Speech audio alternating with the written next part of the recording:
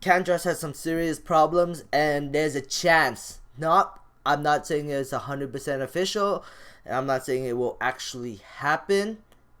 But I believe that there's a chance CannTrust could go all the way down to $1 Canadian.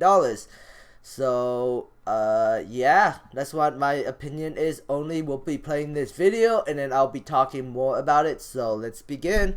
Problem with Health Canada isn't the first time the pork producer ran afoul of regulators. David George Kosh has more.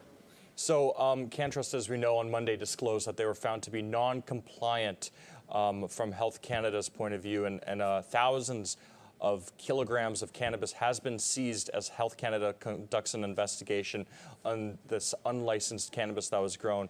Now, between 2015 to 2018, CannTrust was found to have 15 major or critical infractions during Health Canada inspections. That's a total of nearly 40% of the total amount of inspections conducted on CannTrust during that time. The most significant of which occurred in February of 2016, when CannTrust had nearly 400 kilograms of cannabis seized due to violating a security directive under one of its storage vaults, where it actually stored 4 times more cannabis than it was licensed to do so at the time.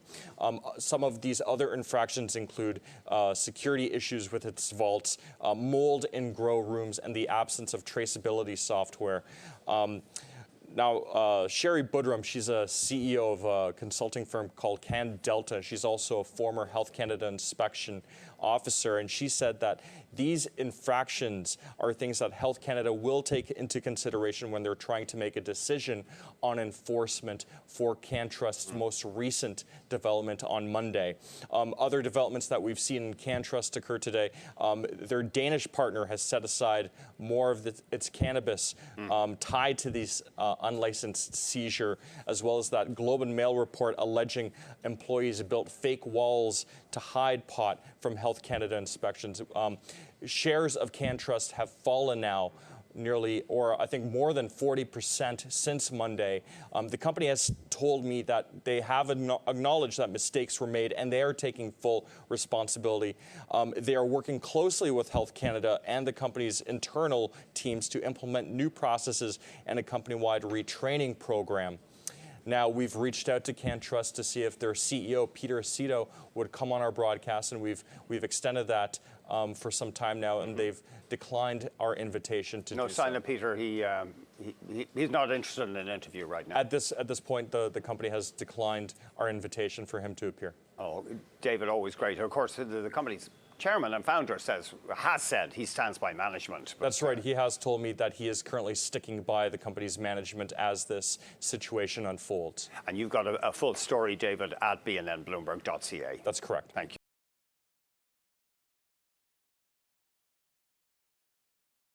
I saw that video, and I've been actually watching quite a bit of videos recently on CannTrust, and they have some serious problems. Right now there are so many bears in this market, and I think the stock price could head even further down. We'll see what happens, but this is my belief that the stock is going to head down further. The stock is extremely oversold right now, but I still think it can go down even further. We'll see what happens, but right now I'm super bearish on CannTrust, and I think the bears are coming out, and I think the stock is going down even further.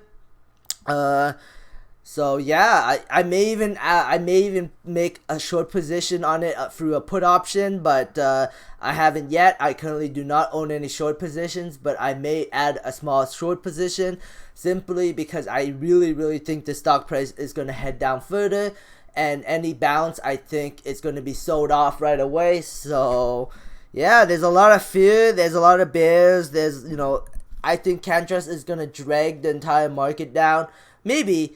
But yeah, this is really bad news. Afria also had his problems in the day. Shell companies acquiring shell companies using shareholders' money.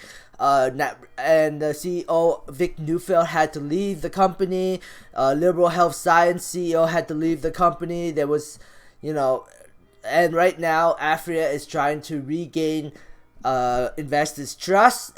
They are, if you take the asset, the cash, everything they have, it seems like the company's not it's one of the cheapest pot companies in the industry. Actually, CannTrust right now is the cheapest pot stock in the industry, at least in my opinion only. But CannTrust is probably gonna get a little more cheaper in my opinion.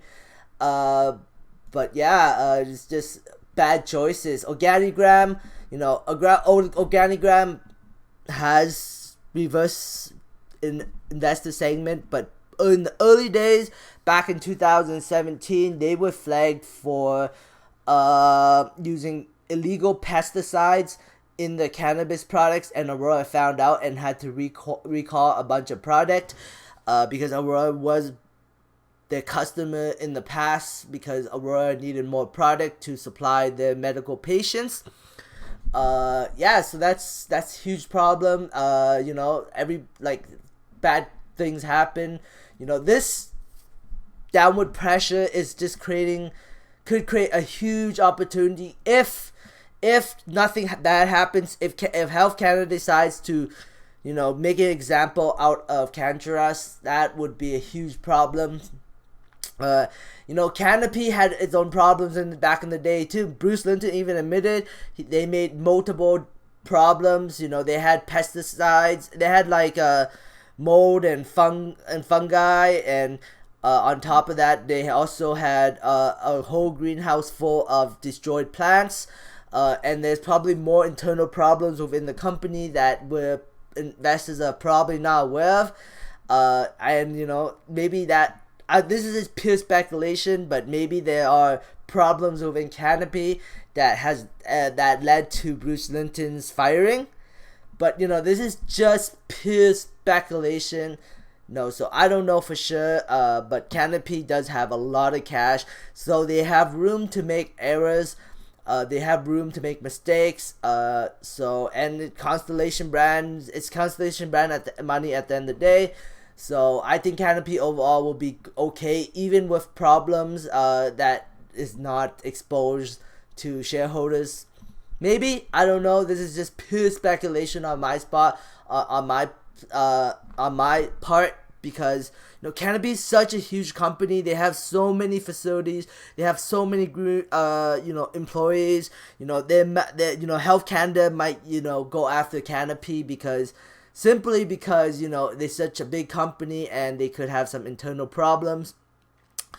But this is just me speculating, so I don't know for sure at the end of the day. Aurora is the only company that doesn't seem to have any problems. Everything is going very well for Aurora. They just got approved for 2 licenses from Health Canada. So Aurora could push the market up higher on Monday. Who knows? The market seems to be way oversold right now, so I believe that on Monday, I think Aurora on Monday will be green, but I don't know how green. But this might be a temporary green, and it might pull back regardless, because Canopy is Bitcoin, and if Canopy keeps falling, that's gonna drag down Aurora.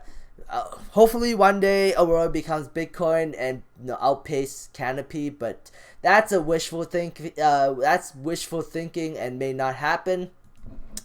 So yeah, even Cam Batley was saying, lots of drama in the sector lately. Not at Aurora though. Consistent execution, careful evaluating partner options. So they are looking at partners right now. They're looking to partner up with somebody. If they do partner up with someone in the future, I think Aurora could be a $20 stock. Driving the industry, leadership in production and scale of cannabis.